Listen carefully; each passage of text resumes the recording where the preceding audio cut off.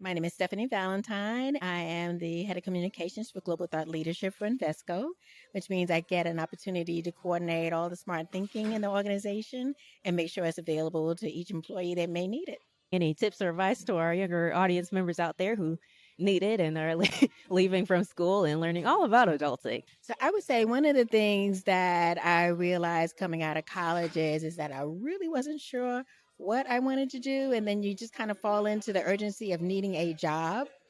And then once you do that and you go, but this is not the job that I want. So I would say don't be afraid to reinvent yourself. I understand the need for being able to take care of yourself and your expenses and those kind of things. But while you're doing that, always work on your next opportunity, your next point. And part of the success in doing that is networking. And I know people hear that and they go, oh my goodness, I don't want to do that. But it's just about meeting people. It sounds kind of scary because you're interacting with people and you don't know who they are. You don't know if they're going to like you. Doesn't really matter if they like you. Like, you just need to be known to them. And I always encourage people to understand what their strengths are, because once somebody knows what your strengths are, then they, oh yeah, I could see that person being in my network to suit this purpose. So I would say confidence is number one, but then being able to network and to not be afraid to reinvent yourself. The key is really get your foot in the door, yes, but then always keep your head on the swivel to see what else is involved and what else can be done.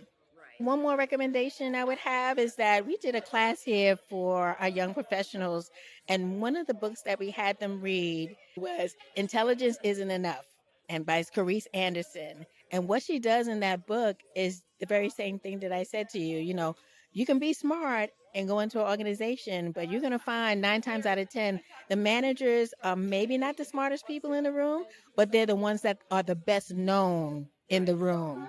So if I know you and I know you do great on your projects, you follow up, you get back to me, I'm more apt to hire you as a manager as opposed to maybe somebody that's been putting in 9, 10 hours and, leaving the office late. Those are the things that I think you need to know in order to be successful.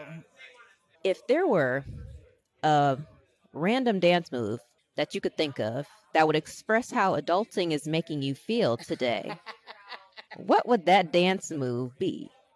Maybe because you got to be ready left side and right side. Okay. So that's maybe what I would. With that pivot, With the those pivot, pivots. right? There you Hey, go. hey, not too much. Yes, That's right. Not too much. yes.